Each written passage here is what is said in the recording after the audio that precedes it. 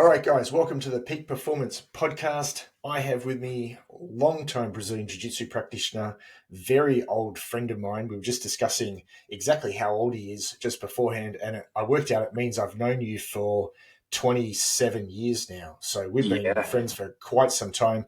This is Dave Krstic. Dave, why don't you introduce yourself to everyone? Hello, everybody. Great to be here. Thanks, Andrew, for having me on. I'm a jiu-jitsu practitioner. I've been on the mats consistently for the last 29 years. And yeah, I'm 46. Yeah, it has been a minute, that's for sure, right? Yeah, I mean, so when I first met you, and for people who don't know Dave is quite a big guy.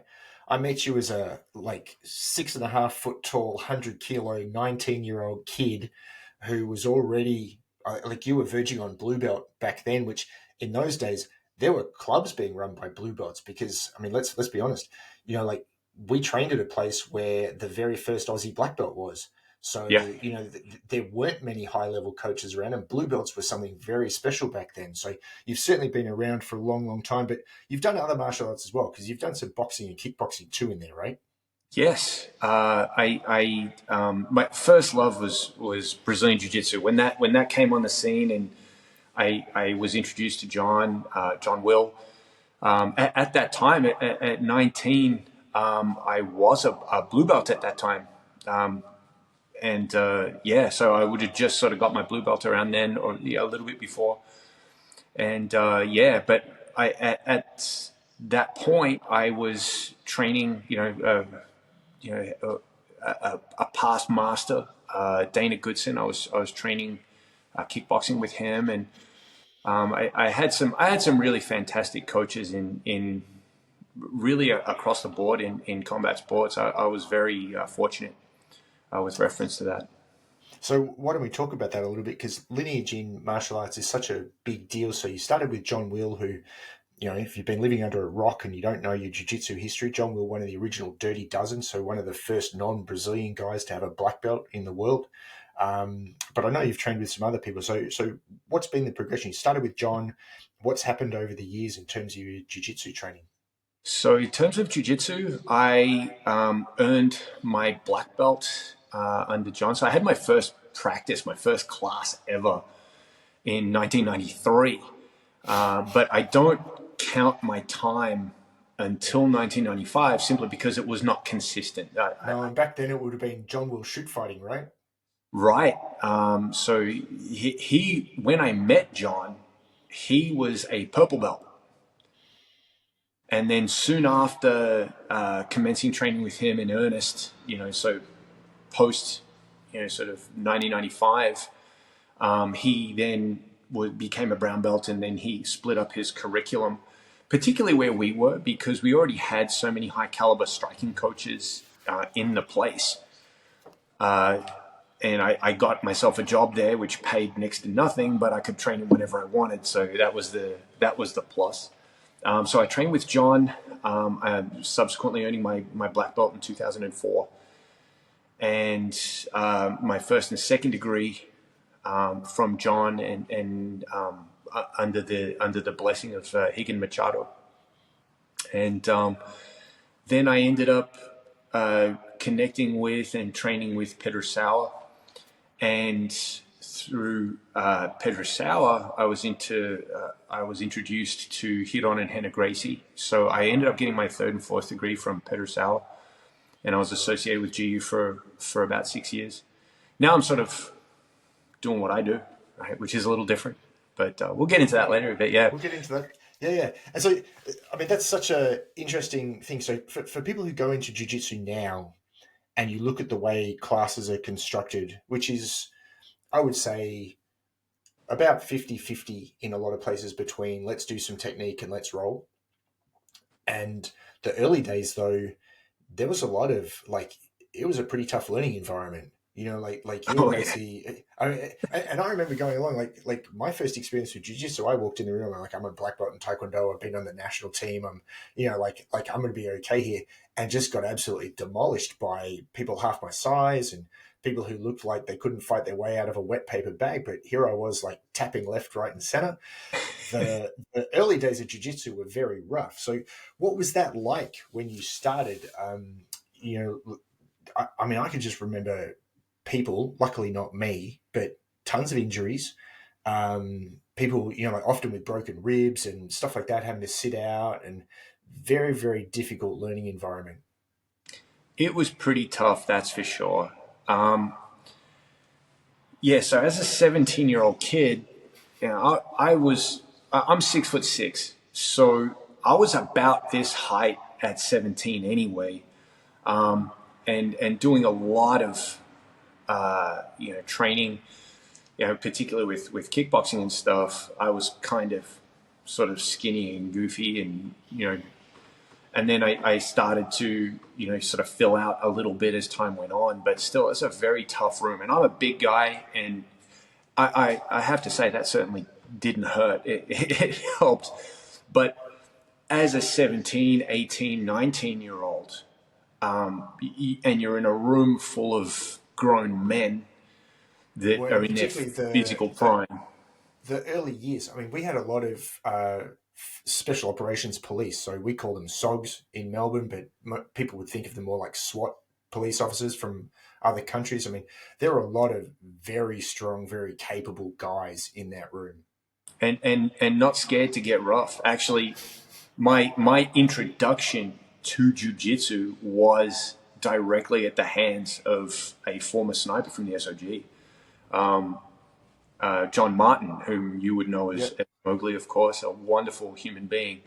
You wouldn't think he does what he does for a living, but he's Well, the he's same. Remember Bob Kane? yeah, Bob So Kane, I still Junior speak to him. Johnson. Yeah, Bob has gone off to be the handgun instructor for some sheik in some Arab country where he earns triple what he was getting here doing the same thing for the AFP and for various Oh police yeah, forces here. a lot of them But ended up there. A this is a lot guy of them ended who's up a there. world class combat firearms instructor, and he was just typical of the guys there. Right. And these guys were not only in their physical prime, they weren't afraid to get rough, but anybody at that time that had a clue about jiu-jitsu, because it was still unknown, like people really didn't understand. So the guys that were in that room were they had value for grappling because they understood what it was to mingle on the rough side. And you had a very interesting mix of people. Like, I mean, you had people on law enforcement, then you had the people that they were arresting, and then, and they're all training in the same room. It's kind of funny, but That like sounds if like the early days at Extreme. I remember one night at Extreme, I yeah, looked around and there was like me, there was Bernie and Cam who were teaching out at the academy at the time, yeah, Zach, who was an AFP officer, and yeah. then the entire rest of the room had either been to prison or were going to prison. And some of the stories that would come out, it's like, oh yeah, we arrested so and so. It's like, well, he was here last week. It's like. Which is kind of funny, but they all had that thing in common. They mingled on the rough side. So as a goofy Yeah. 17-year-old kid, now you're in a room like that. It's pretty easy to get hurt. It was more good luck than good management on my behalf, but But it obviously shapes you as well in terms of what your expectation of what training should look like. absolutely. And I came from one of the best kickboxing rooms on the planet. I was training with guys like Stan Longanides and Tibor Vermes, who would later on become a champion, all that sort of stuff. So I had spent a lot of time in combat sports rooms, and it's very different. It's a departure from your standard sort of martial arts room. It's very much a meritocracy, and you are expected to do the hard yards. And whilst I don't necessarily think it's a bad thing, there are ways to manage it. Much of our training actually was unguided.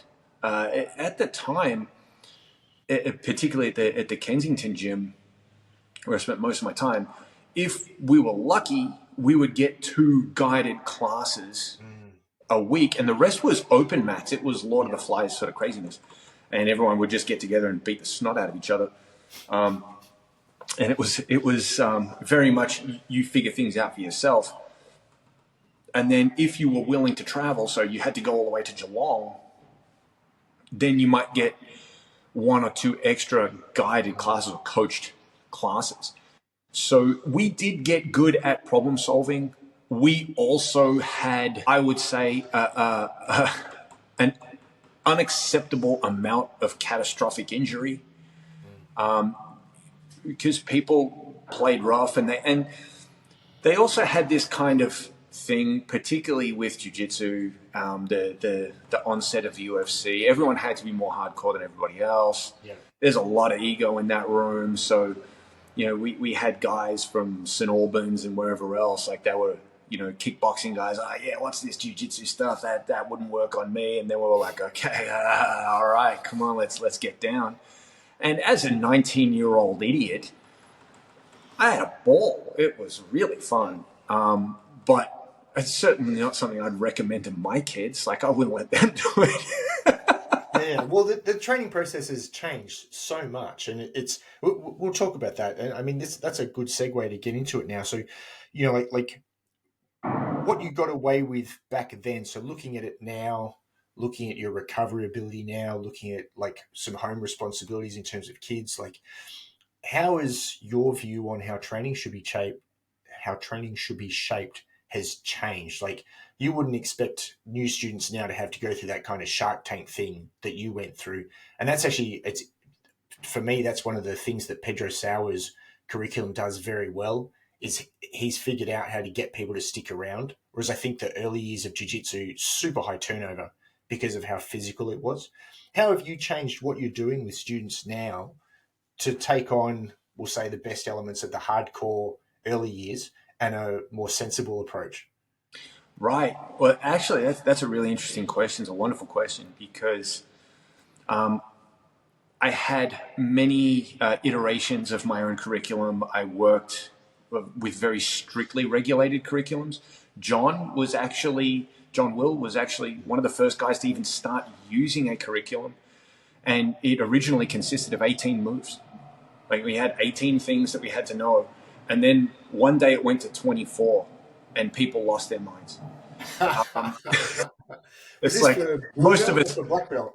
most of us couldn't, even count to 24. But John, I just remember it is plain as day. Like, he just sat at the front of the class and just went, "Guys, there's 26 letters in the alphabet. Just get over it." He's very pragmatic. And interestingly enough, I actually don't operate by a curriculum any longer.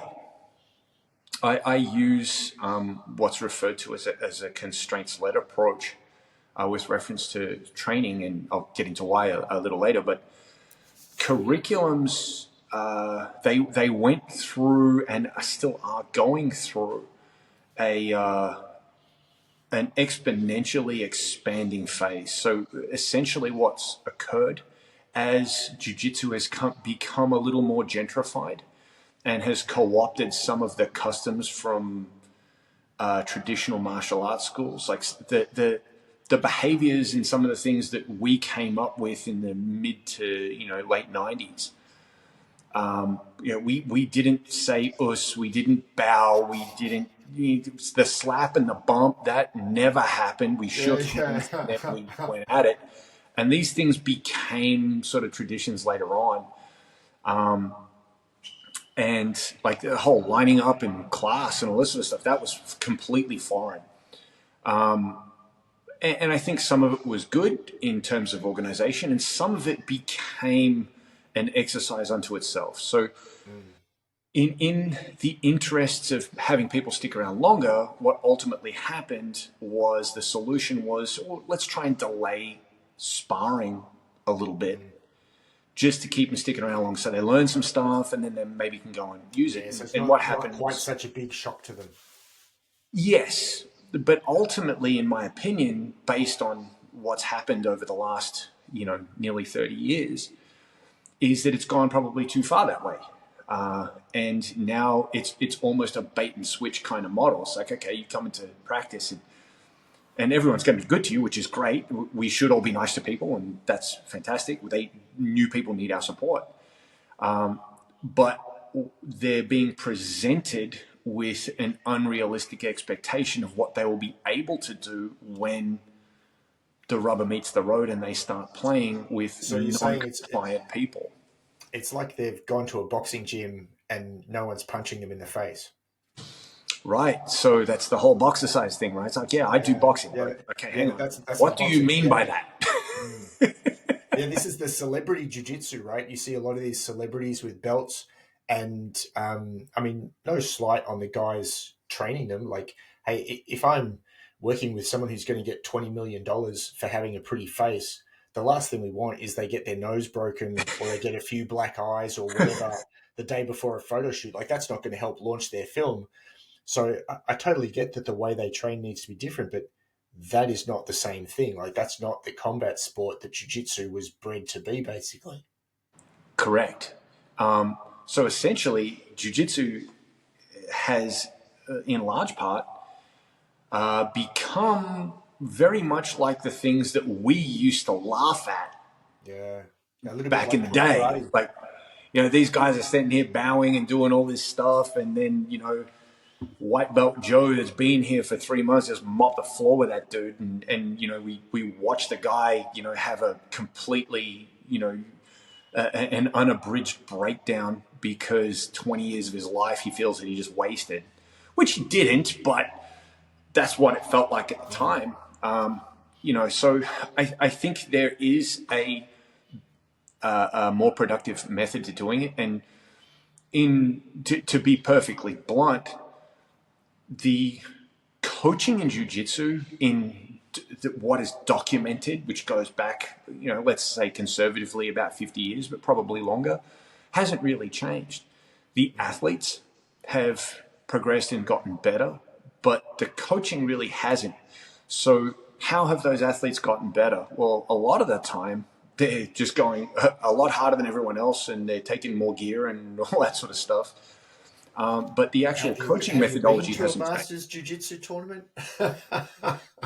I've never seen. Like, when I went to Masters Worlds a few years ago, and again, I've spent my entire life in the fitness industry. I've been in a lot of gyms. I've been to a lot of fitness shows and expos. I've never seen more guys over 40 with six packs in my entire life in one place at a single time. Like, the amount of supplemental medication that is going on in Masters Jiu-Jitsu is crazy. It's pretty juicy out there, that's for sure. And ultimately, it's one of those things where that's a factor. We can't ignore that. It is what it is.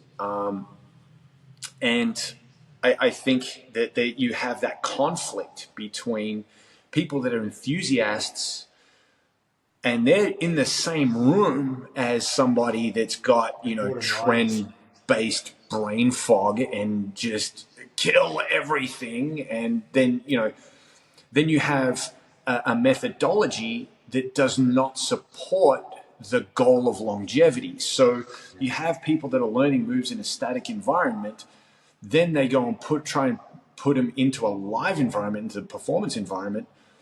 That's not working, and we've all experienced that. So then what do? They try really hard to make the thing work because they think they're failing.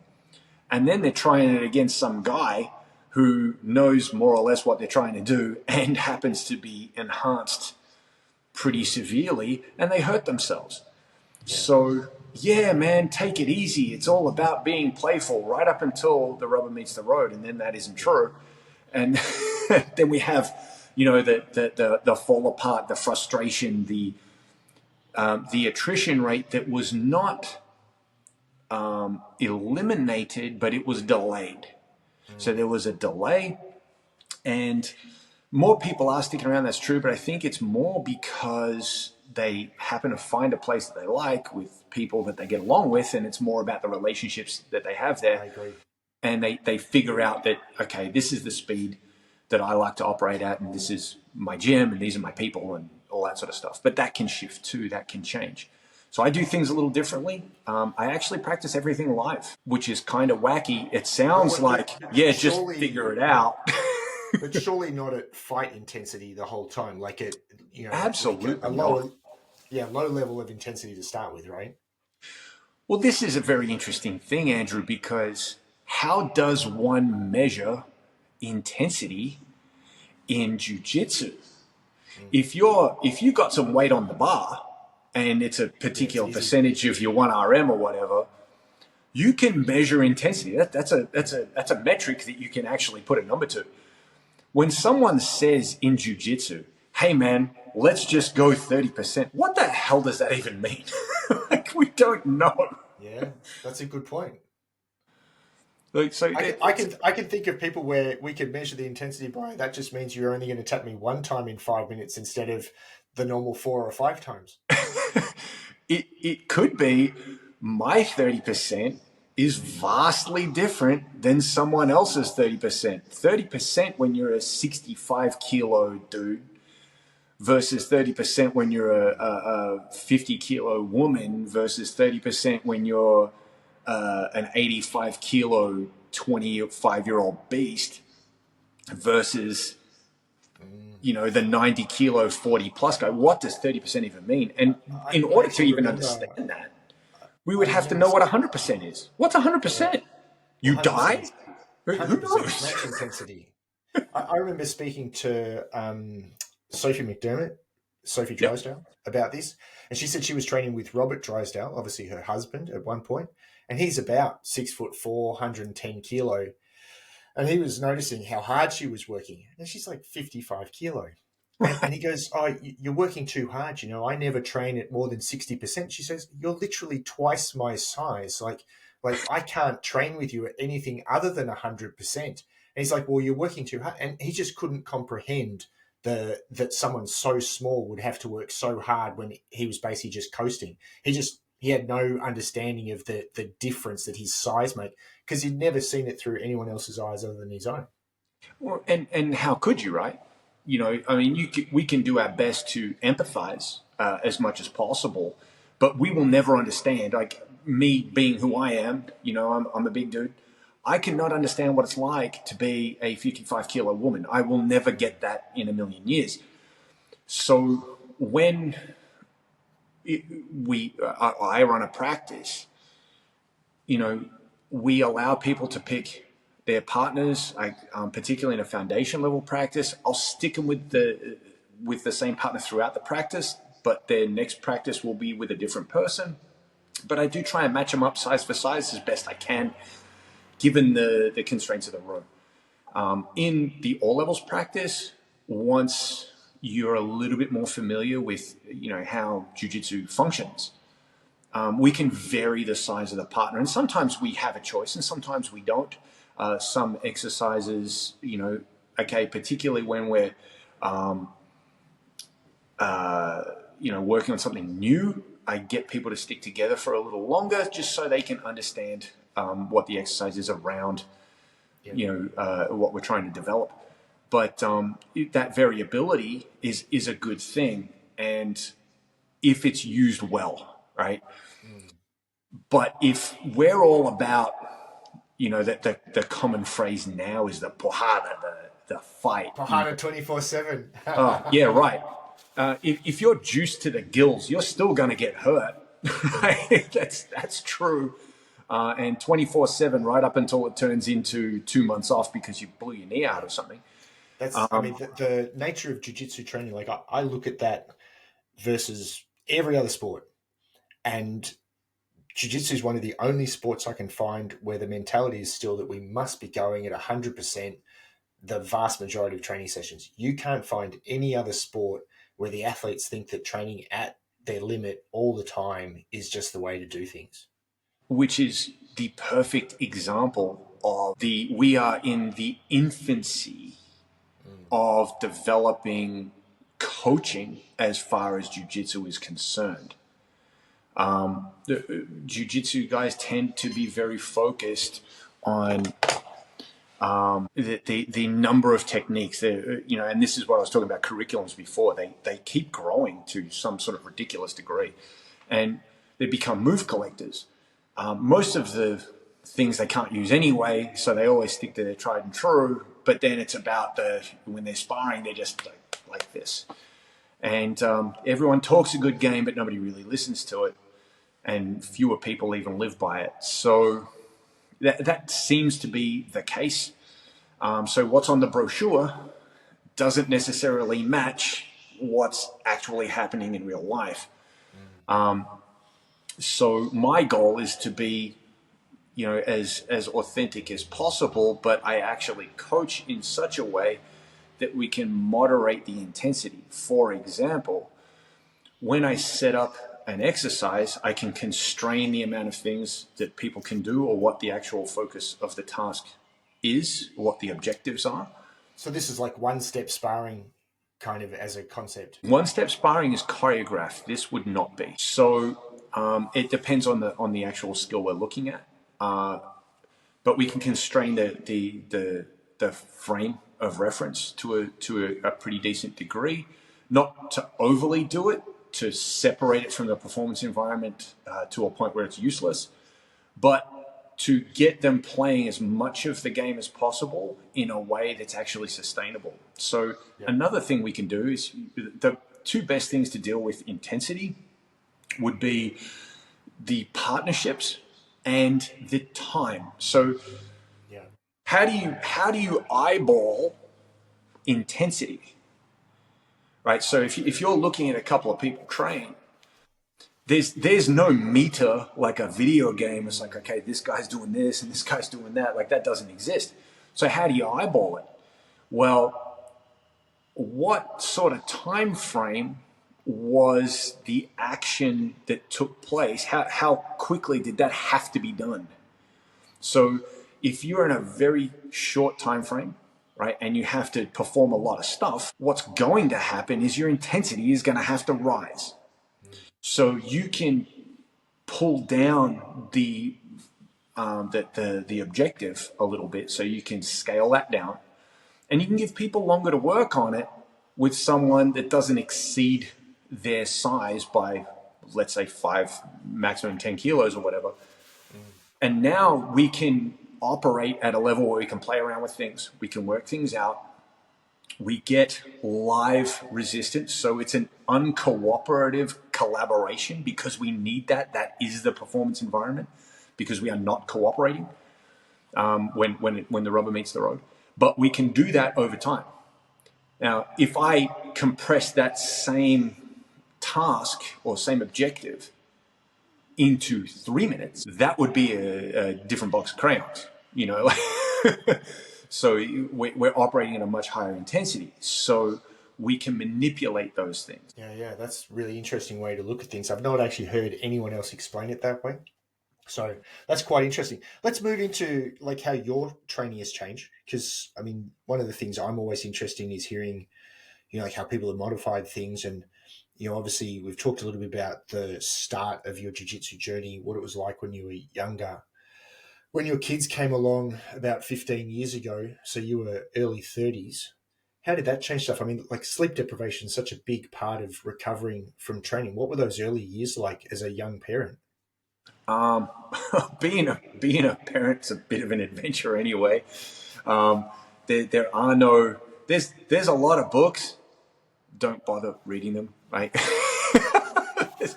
It's like, there's no right way or wrong way to do things. As long as the kid is cool, then you're fine. So Yeah, kids if they're healthy and clean, still got all their fingers, you're good. you're looking good. Don't split hairs too much about it. But because jiu-jitsu was my profession, it was kind of non-negotiable. So you had your own school already? yes. So I have had since 2005. I'd been involved in coaching in schools beforehand, but this was now like my gig, my place, my stuff, and that occurred prior to my son being born, and I kind of shaped everything around that.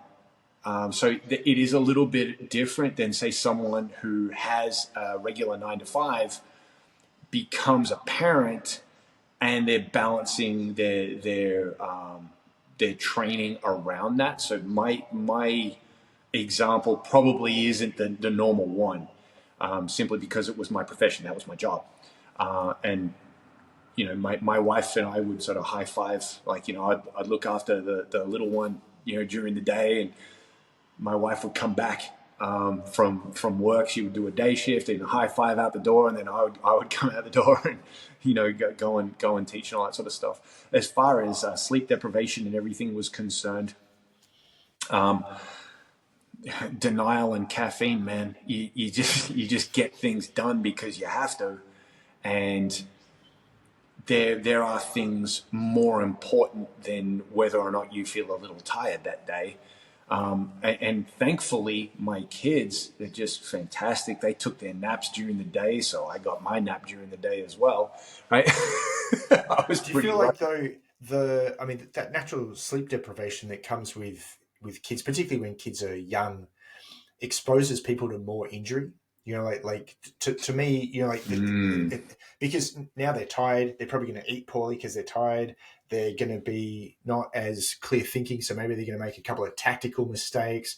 Maybe they're going to misjudge exactly how trapped they are in something. Do you see it exposing people to, like the young parents? They're not just coming in just tired, but they're on this constant breakdown comeback cycle, which is all driven by that lack of sleep to begin with. Yes. Well, once again, that comes down to the construction of the practice. So if we're looking at a standard practice, which usually goes some sort of warm up, then cool down while you're listening to the instructor bump their gums about what's important and what isn't. Then you go and waste half of your time drilling that, because half the time you're just sort of waiting there like some sort of mannequin, and then they're doing their thing and then you get to do yours. And by the time you actually get to rolling, you're already fatigued, on top of the fact that your brain isn't working at 100% because you are sleep deprived and you may have been at work all day anyway, on top of that. And then you go and spar, and then you're dealing with, all right, let's spar, and now everyone's coming at each other pretty hard.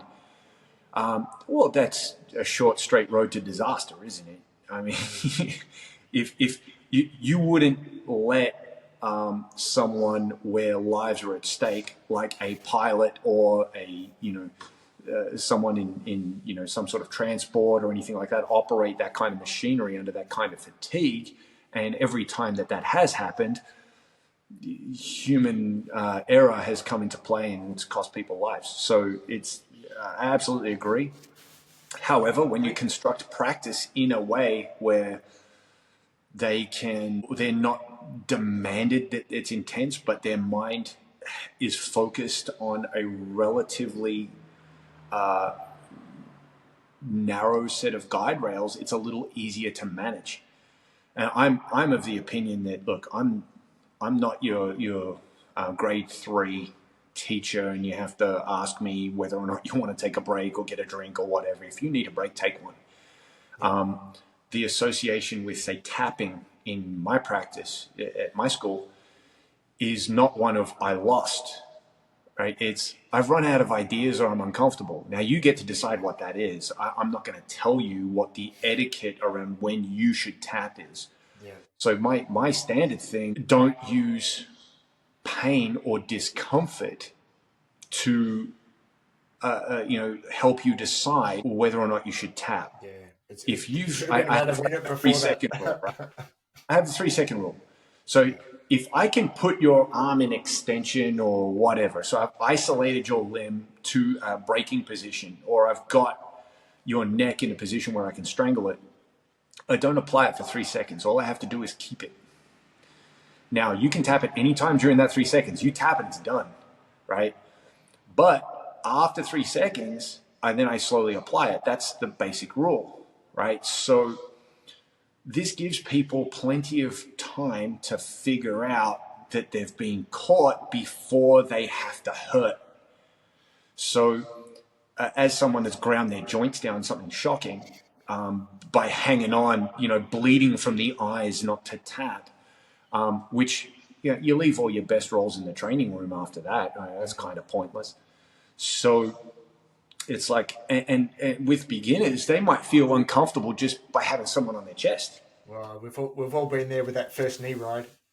Well, yeah, of course, but it's not just the first knee ride. It could be just someone just being close to them, and they're sandwiched between somebody and the floor in a much more comfortable position, like a mount, for example. If someone's uncomfortable, you don't know why they're uncomfortable. You don't get to decide for them when you should tap and when you shouldn't. But that was kind of standard operating procedure. Like, don't tap to that. Like, come on, harden up. Yeah. It's like, That's well, it's like at the time, they might feel uncomfortable then. But given time, they will develop tolerance around this. Jiu-jitsu is tough enough. We don't need to make it harder. We don't need to give people the insta shot of toughness, however you would even describe that. I don't even know what that is. Like, you want to get tougher, I don't know, hit yourself in the face with a brick, but I have a friend who teaches Krav Maga, so he's a very high level Krav Maga guy in Australia. So he's like one of the teaching team for there's two major Krav Maga organizations, and he's one of them. And he said one of the things he notices is a lot of the women who come along looking for self-defense have probably been in some kind of sexual assault situation. Krav Maga training obviously is very high intensity in terms of the pressure they provide in training, and it can be too confronting. And same thing, so people are tapping out. And he said when he started, his initial reaction was, well, you shouldn't give up to that. And as he's gotten a little bit older, a little bit more empathetic, and he started to understand, like what's driving those decisions and how they feel that way, he's realized that, yeah, I don't get to be in charge of when people say they're uncomfortable in something. And you would think like someone coming into a class would say, oh, I don't know, I got mugged 2 weeks ago. That's why I'm here. Is like I want to develop some skills and some confidence again. They're not going to tell you that probably when they come in. That won't happen until the first time they're mounted or something, and they start crying out of fear. And then you're like, oh, we've clearly gone too far, but we had no idea that we were going too far. And that old school jiu-jitsu mentality is exactly what he said. Is like, for God's sake, don't tap to that. Mm. Well, I think it's the difference between, I guess, young man leadership and old man leadership, right? And that comes with experience. You can't really get it any other way. Can't rush it. No. And just like just in my time as late teens, coming through my 20s, through my 30s, and now in my 40s, my empathy with reference to other people, like, I've got students in their 50s and 60s that are training, and they train like everybody else, but like even with the younger generation that come, I've got a very broad mix. Women and men train together. We got little people, we got big people, we got it all. But the thing is, it's like when I was a bit younger, it's like, hey man, you got to be on time, or whatever. Now I know people don't mean to be late. They tried their best. And they get there when they get there. They don't need me to bust their chops about being late. So it's just like, what's really important? Okay, if I'm going to say yes to this, what am I saying no to over here? So, and I think not only do we have to balance that out as coaches, but the practitioner has to balance that out for themselves. So if you're going to say yes to doing jiu-jitsu, well, you're going to have to say no to some other stuff, because you have X capability and Y intent. Well, you can only run yourself in the red for so long before you start falling apart. Yeah. And I don't think jiu-jitsu guys have really done themselves any favors with reference to the sort of stuff that they put out on the internet and all this sort of stuff with reference to what to expect and how to behave. It's like, no, man, it's supposed to be good for you. So Yeah. it's good to Well, be good at jiu-jitsu, but is it good for you?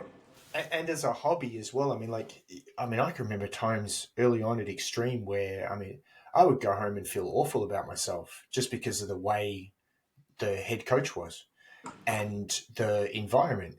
And like, it's your hobby. These guys are paying to be there. They should be going home feeling good about themselves and having enjoyed themselves, because ultimately, just from a business point of view, you want them to come back.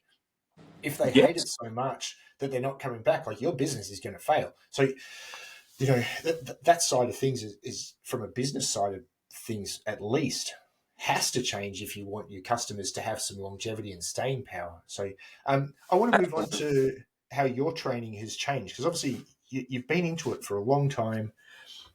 You've gone through like the early tough years. You're in your mid 40s. How has your training changed versus, like, how many days a week would you do hard rolling now versus when you started, for instance? Like you said, like that free for all, mostly hard rolling at the start. What's the ratio look like now? Well, hard rolling, there's to me, there's just rolling, Okay. and the way I coach affects me because I'm in that room with my guys, working with them, and I'm on the mat 6 days a week. So for 5 of those days, Monday through Friday, I'm on the mat twice a day. Saturdays I do one session, and I'm training with the guys. So the how my training has changed is there is no differentiation between skills work and rolling. Rolling is the skill. Yeah. Being able to function in what is ultimately an uncooperative and unpredictable environment in a way that I can do so safely, but I can also achieve the objectives that I'm aiming at, right? That demands that I am actually on the mat. However, the difference is because everything how I coach, everything is live. So let's say we're learning an arm lock. The first thing that I might do is put someone in the completed position, pardon me, and then say, okay, your job is just to keep them there for as long as you can. You're not going to apply it, and I'll show people how to apply it. So it's like, okay, try this a few times. Okay, good. Okay, now hold the position, don't apply it. Your job is just to keep that position for as long as you can. The other person, your job is to see if you can dismantle that position. If you can free your elbow, or you can free your head, or you can sit up, or whatever series of constraints I wish to put on it, then you swap over. You can tap at any time. Anyone can tap at any time for any reason. Nobody gets to argue, right? You don't have to know why. If they tap, that's it, right? So everything's done live, but we get a chance to play around. So, for example, earlier today, I had a mixed class. So my all levels class is white belts through black belt, and we were playing around with leg entanglements and leg locks. Now, when I say that, you mean you had white belts doing leg locks? Like, yeah. What kind of leg locks? Oh, heel hooks, toe holds, the whole bit. They look at me like I've got two heads. Like, how on earth? Oh my God, you are a crazy person. How many injuries do you get on a weekly basis? I can tell you that. It's a really round figure. It's 0, right? Why? Because the training is constructed in such a way where not only does it allow people to play, so I get to play too. For my training, I get to play with them. I get to solve those problems. I get to tap out a whole bunch if I need to. It's all good, right? As long as we're actually playing, the outcome is learning, right? To win the objective in the game is secondary to understanding what you're actually doing by experiencing it. So I get to do that too, right? And we get to simultaneously play offense and defense and all that sort of stuff, and nobody gets hurt. And the other thing is too, the culture of the room, which is something that I had to shift in my own mind. in typical martial arts culture, and jiu-jitsu is really no different, there's a hierarchy, right? So you got Professor Dude up top, and then you've got the various belts and so on and so forth, all the way down to, you know, day one guy. And pardon me, that hierarchy is, you know, sort of abided by. Whereas for me, all the training I do is without a gi, so nobody gets to see anybody's rank. I still belt people, but they're not wearing it. So there's no pre-cut expectation of how these things are supposed to go. We just get a nice, honest roll out of people. Wait, all your training is no gi now. What was the key reason to make? Because that's a massive change. Yes. I mean, are you secretly an Eddie Bravo guy now? What's going on? Not at all.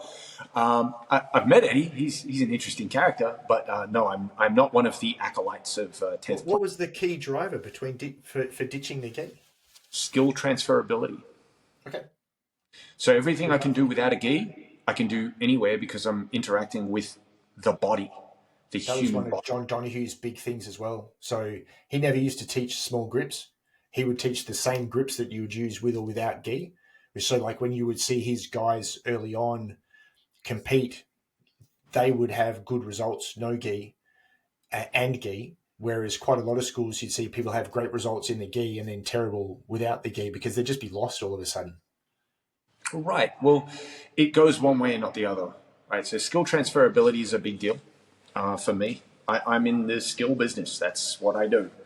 So anything that does not help me do that, I don't necessarily abide by. However, having said that, if someone wants to throw a gi on and get crazy, because I have a half hour after every all levels practice where people can do whatever they want.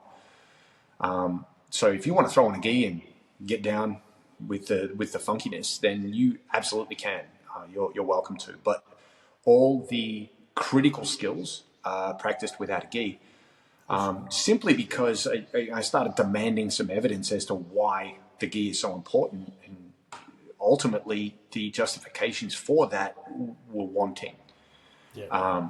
So I decided to focus on that rather than the tradition of a gi backed up by a justification that doesn't necessarily hold water.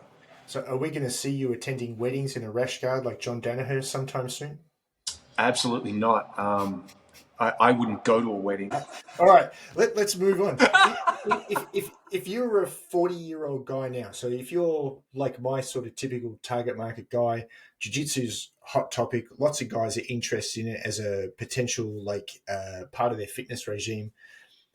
What's the best place? Not the best location, but what should they be thinking about when they start? Like what's their starting point? I mean, should they be focused on rolling? Should they be focused on, like you said, like hanging away from rolling to begin with and getting a little bit of technique under their belt so they're not quite so lost? Like, where should they be starting now? That's such an interesting question because there's not a lot of variety. There's variation on the same theme for the most part. What I'm doing is not common. Having said that, my way isn't the only way, and it doesn't make me right and everyone else wrong. They will produce a result, and really, I think if you are looking to get into jiu-jitsu at any age, but particularly as an over 40, you gotta feel comfortable in that room, and really have a look at how the students treat each other. The culture in my room is then the students are not accountable to me. We are accountable to the team. So if the team is doing well, right, everyone's doing well. Yeah. I contribute to a strong team contributes to me. We all got to have each other's backs. We don't have to hold hands and take windy walks together and all that sort of stuff. But what we do have to do is see eye to eye on how we're going to train each other to improve our skill base. So it is uncooperative, yes, but it is a collaboration, right? So we are here working with each other. And if you want to compete, go compete. If you don't, don't. But really, you've got to be in a room that you generally agree with, right? So that's number one. So have a look at how the students treat each other. If you don't get a good vibe from that, then maybe that's not the place for you. Have a look at how they treat each other. And if they treat each other pretty well and you feel good about that, not a bad place to start. With reference to oneself, where do I start? Particularly with men at this stage in their lives. They're used to having the answers for a lot of stuff. They carry a lot of responsibility, and they shoulder that burden with pride. And when they're put in a position where they don't actually know what to do, or they're not familiar with that, it's really easy to allow pride to start making decisions for you. And, you know, the Dunning-Kruger effect comes out sometimes in some people, like, you know, that I don't want to appear like I don't know, because in every other aspect of my life, I do know. Yeah, And I'm the guy to speak to. I'm the man. I'm the one ever. Exactly. Yeah. I weirdly had this situation this morning talking to a prospective customer. So he's a CEO kind of guy, like runs his own company. He's been very successful in business, but he's overweight. He's unfit. He's been given, you know, like, hey man, you're verging on diabetic, heart attack, like the normal kind of middle age, high stress stuff. And we were talking about diet. He's like, oh no, I know what to do. You clearly don't though. Like, look at the shape you're in. And we went back and forth like this for about 10 or 15 minutes. I just said, I'm not going to be able to help you because you're not even ready to listen to someone else's point of view. You already think you know everything. Your doctor's already told you don't know what you're talking about. And, you know, like in a, and I think people don't understand our, you know, like our jobs, either personal training or coaching martial arts. It is so very personal compared to most jobs. You know, like you spend a lot of time with people. You really, and when you are in a situation like jiu-jitsu, particularly where you hold someone's long-term health in your hands at times, like if I choose to break your arm because I'm not having a nice day and I want to take it out on you, I impact you for the rest of your life. So there's a tremendous amount of respect that has to be there. But my feeling always is like, if I can't get along with the person, I would just rather they keep their money in their wallet rather than stick it in my bank account, because no amount of money is going to be worth that kind of frustration to me. That must be very difficult trying to get those people to take on that beginner student mindset when they spend a lifetime being the boss, so to speak. Agree. And, you know, that's the difference between theoretical and experiential knowledge. Yeah, I'm sure you do know, but are you living that? Or if you're not, then this is why you've gotten the result that you've gotten. And let me help you. So that the whole idea for me is some people you can't get through to. Nobody is for everybody and all that sort of stuff. You know, sometimes you just don't gel. These things happen. I think now, like earlier on, I would not have had this level of empathy at all. But later on, now I'm a little bit older and I understand a little bit more. You know, I can appreciate another person's position a little bit more. I think it's just more allowing them to experience that they don't have to know everything and that it is okay. Yeah. And I've got your back, dude. It's not like at work where if you admit you don't know something, I'm going to go behind your back and knife you and then take that contract or rip that job out from under your feet or whatever. Because there is a lot of that going on. And there are these young bucks that are trying to, you know, put one over on the old guy. I feel people misunderstand what coachability is all about. Like, someone who's coachable will take on advice. A lot of people say, oh, you know, I'm very coachable. And yet I've just watched you ignore the last half dozen things that I've said. Like, you're not actually displaying that. So, I mean, it's pretty clear. So straight away you're saying attitude is pretty important, and not just desire to learn, but willingness to be taught, which is a different thing. And acknowledgement of one's capabilities and capacities as well. You have to be realistic about that. Yeah. Like if you're thinking that you know Joe Rogan said, you know, this guy's a killer, and then you go and look him up on YouTube and whatever else, and you think you're going to be that guy, well, I guarantee you that's not going to happen. Can you, with good coaching and consistent practice, can you become very competent? Can you become someone that really understands what's going on and can perform at a level commensurate with a skilled practitioner? Absolutely, you can. But you are not going to be the next Gordon Ryan, Yeah, yeah. right? It's just like You are every not sport going to now. be, Genetics play a part now. genetics, potential. If you start at 18, you've got more time. You've got fewer injuries. You have fewer responsibilities. At 40, that's not true. Yeah. And if you're in the same position at 40 that this guy is at 18, then That's a maybe problem you've anyway. messed something else up. Yeah. Yeah. What's that leave? So if my guy's coming in, he's middle-aged, let's be honest, a lot of middle-aged guys are out of shape.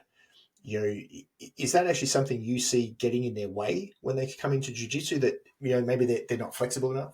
Maybe they're so unfit that they can't really last very long. So their learning opportunities at each training session are limited because they're spending most of the rounds either sitting out or gasping for breath so loudly they can't hear what the instructor is saying. That's a possibility.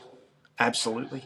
Once again, a well-constructed practice with a good partnership and stuff, we can mitigate that, but we can't eliminate it.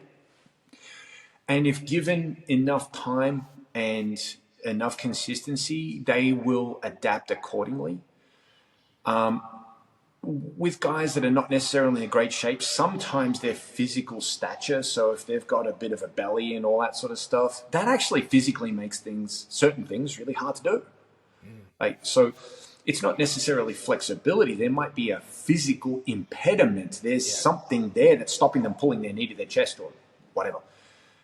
We do our best to work around it for the time being. You will adapt to that, but the intent is, you like this, you want to pursue it, you will start making decisions that will support your action. So, okay, maybe you're not going out for Friday night drinks because you got training Saturday morning and you actually want to feel good. And you want to go out there and I'm really into this. And last week, I went out and I had a few too many and all that sort of stuff, and I felt like shit. And now I can't train properly. It's like, well, you know what? Maybe training means more to me because I actually do enjoy it, and I feel like I am starting to make some progress, and I've built some friendships up with some guys. I actually want to be there for that. So, okay, they said yes to that. So what are they saying no to? Well, they're saying no to sitting idly on the couch or, eating too much or whatever. So an intent can shift with the enthusiasm that person has for whatever they're doing. I think, that's really interesting. I really love the way you phrase that about saying yes to themselves effectively and saying no to all the negative stuff. That's actually, I use that all the time with people, is that, like when you're going to start saying yes to yourself more often and no to all these negative things that you keep succumbing to. But you touched on food, and I know you changed your diet a reasonable amount because you lost a stack of weight not too long ago, really. Hold on. It's not too long ago in the span of how long I've known you for, but it wasn't yesterday. But what are the big changes you made to your diet, and how do you feel that the changing diet helped your training? Because obviously it's going to have a lot of positive effects, but what did you notice most about it? The first thing I did was I don't necessarily think this is the way to go, but it certainly did help me. I did use a very basic intermittent fasting cycle that suited me. Then I started to shift more towards, for want of a better term, a ketogenic style diet. And that was relatively easy to maintain. I think probably the biggest, most drastic shift was the fact that I am a horrible sweet tooth. Like when it comes to junk food and stuff, I'm not scared of it. I do enjoy it, and I was enjoying it a little too much. And it comes down to something that it's like what we were talking about before. Yeah, but do you live your philosophy, right? So unless you're embodying that knowledge, then you can't really say you do. But you don't really have knowledge of. It's not experiential. So the big thing for me was I blew up and I could get away with it. You know, You're a big I was guy. I still mean, training, you can hide a lot of weight being a big guy. right? Being tall, but also I was still training, you know, my regular amount and, you know, doing all the things I could ordinarily do. And I got away with things and I kept getting away with them and kept getting away with them, kept getting away with them when I knew it wasn't the right thing to do. So I just had to pull myself back in a line and say, look, dude, right? This isn't right. So, okay, the biggest change was sugar, right? So if you really want to watch what's going on physically with reference to your body shape and how you feel and stuff, a lot of it, and I would say probably the a larger proportion of where you're going to make most of your gains is what you stuff into your face. For me, I made a change about 2 years ago to get rid of nearly all processed food in my diet. Yeah, So on a normal day, I eat one dark chocolate muesli bar. That's it for processed food for the day. right. And I dropped nearly 5 kilo over the course of about 3 weeks, eating the same number of calories, training exactly the same. That was the only change I made. So it just shows you how inflamed my body was from, and it's not like I was eating tons of junk food. That's just, like I was having some bread and I was just some pasta and like stuff that comes out of packets. I got rid of nearly all of it and lost 5 kilo. And so when you look at that, and that's not even having, like a Snickers and a bag of cereals every day or something, and it's a 5 kilo difference on me just from that. So it shows you for most people, like what the impact is going to be. Right. And for someone like yourself who's always been in good shape, a 5 kilo difference, that's Huge. radical. Do you have any idea how easy pull-ups get when you drop 5 kilo all of a sudden? Oh, yeah. Oh, yeah, for sure. Right. A series of pull ups when you're 105, Yeah, nearly impossible. right? And you go down to 95, well, maybe your shoulders and elbows don't hurt so much and you can crank Yeah, out a few extra reps or another set or whatever.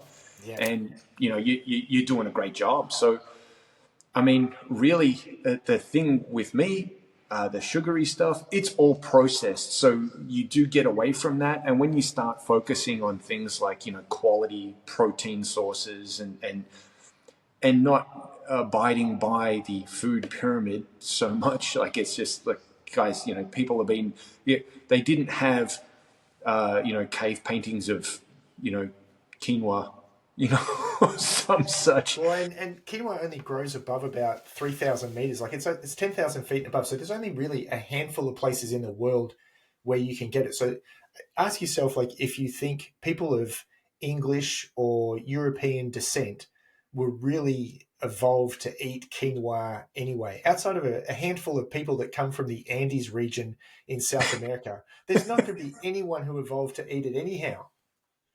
But everyone prized Mm, quality meat proteins. You know, yeah. there's, you know, people have been hunter gatherers for far longer than they've been agriculturally based. Well, So and you can see, I mean, I don't know if you've read Daniel Lieberman's book, The Story of the Human Body, but going through like fossil records and stuff, you could see very clearly the point where we got a little bit better at tool making, and early tools were just sharp rocks.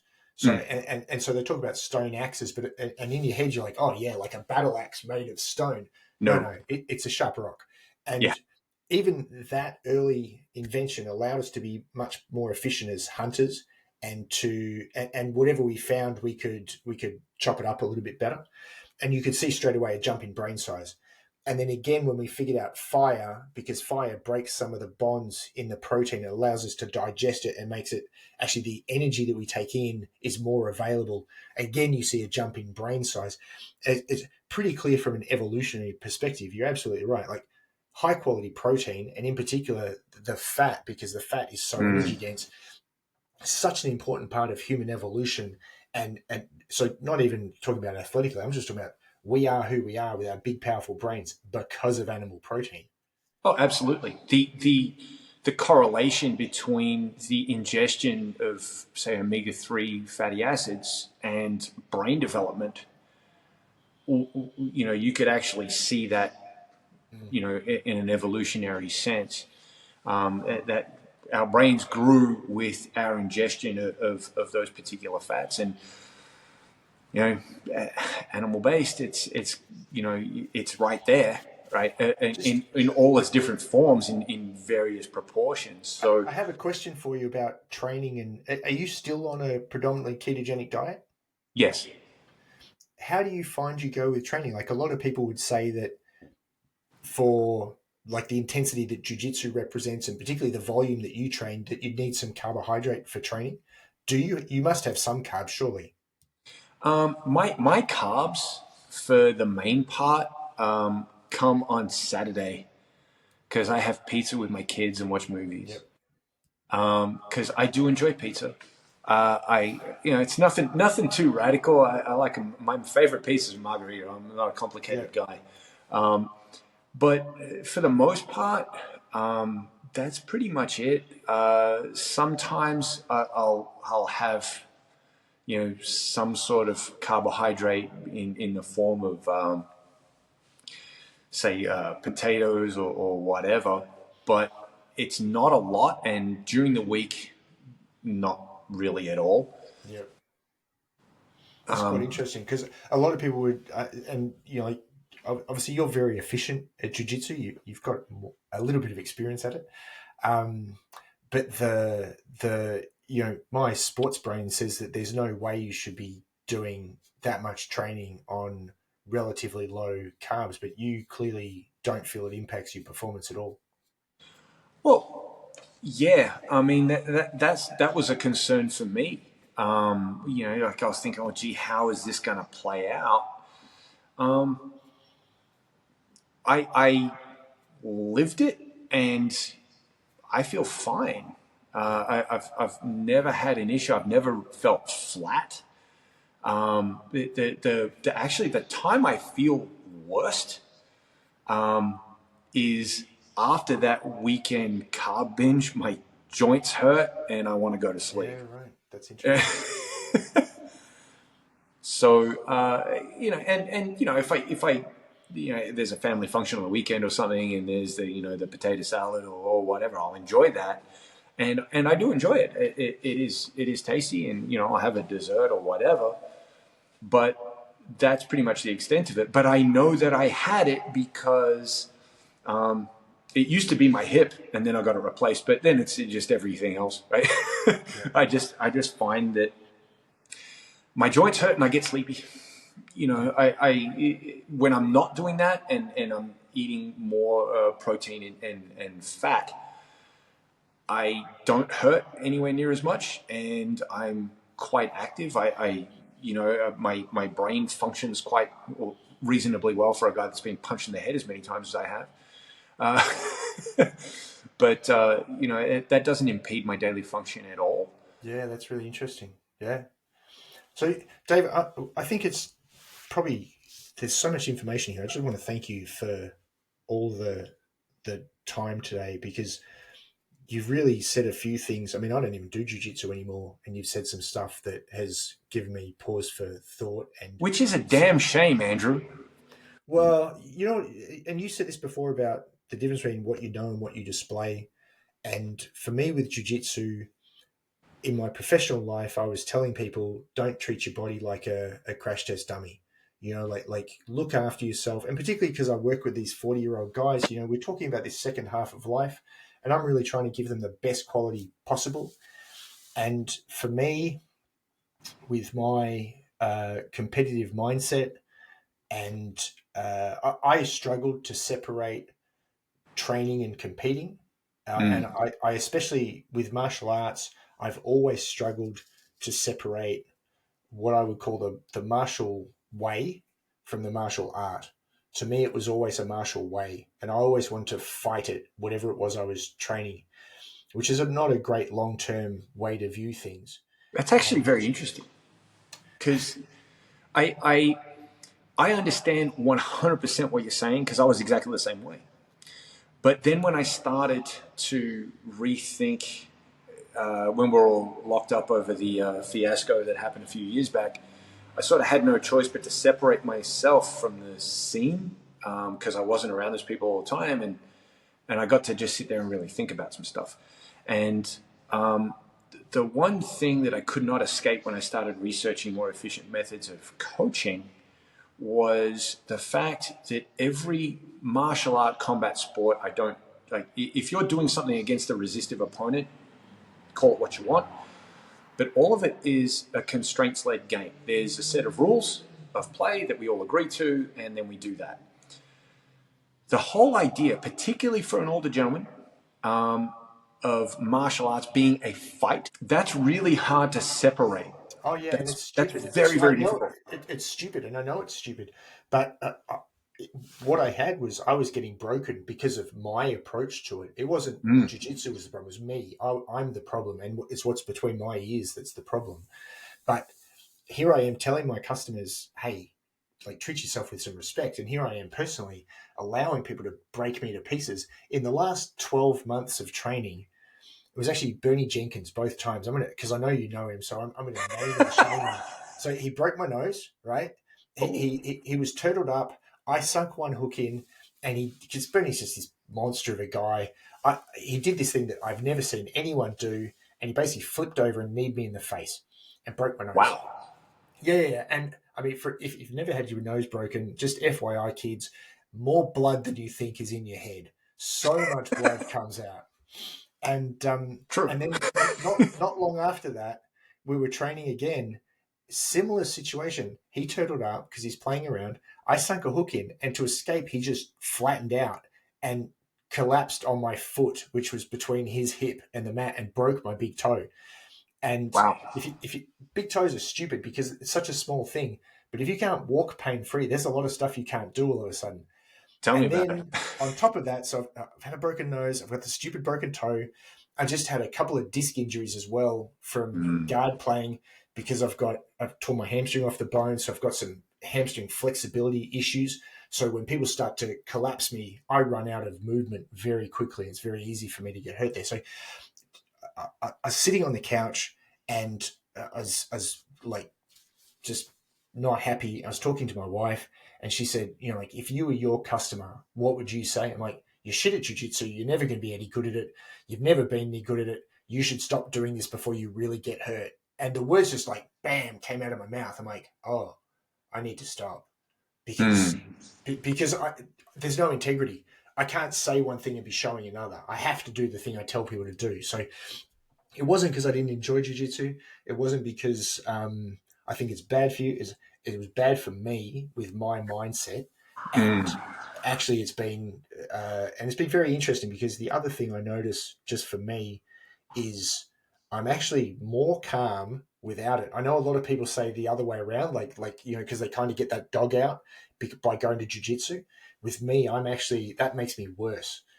Letting the dog into my head even momentarily makes me worse. I'm much more calm without it. It's actually really interesting because I think that, getting back to one of the previous questions, how's my training changed? I think it's the mindset. And the mindset is, like, if everything in terms of martial arts or combat sport is a constraints-led game, then it's a game. It's not a fight. Yeah. It is a donor activity for a violent act if required for self-defense or whatever, or competition. But it's a constraints-led game. It's a game. So I play this game, right, and I have usable skill, as opposed to I have to win this game, pardon me, to feel good about what I'm doing. And I think that the more comfortable we can make that idea, the better off we generally are. Well, that seems like a real leap for jiu-jitsu to go from martial art to much more like a sport, because then like people would accept the game side of it then rather than the fight side. I think that's a really important distinction. That's a really neat way to look at things. I think this is really where the disconnect is, because there's no martial art on the planet that is practiced in a live sense that doesn't have rules, right? Okay, you don't play boxing, right? There's consequence for doing that game, but you play rugby and the consequences are very similar. So the idea around it, like the thing that this is a martial art and therefore it's a fight and this is a sport. Yeah, it's a tough game, but I think that I think martial artists do have a tendency for self-deception that far exceeds the capacity that most people have. We do need to be realistic about what we're doing, and part of that realism is yes, we practice this, and part of that practice can be for our self-defense and all the rest of it. But you're still playing a game. This game allows us to train tomorrow. Now, you might not be able to train that next day because, it's not in your schedule or whatever, but I want you to feel like you can because you've looked after yourself and you've looked after your team and your team has looked after you that day. I think that's an awesome distinction, and I've got to stop us here because I do have to get going. Today has been fantastic, Dave. I'm not surprised. You've always been you've always been deceptive, is what I'm going to say, and I hope you don't take that the wrong way. It's very easy for people to look at big, strong guys and automatically assume that they can't have a brain between their ears, right? But you've always been deceptive in that way. You've always been really thoughtful, everything I've ever spoken about, but jiu-jitsu in particular.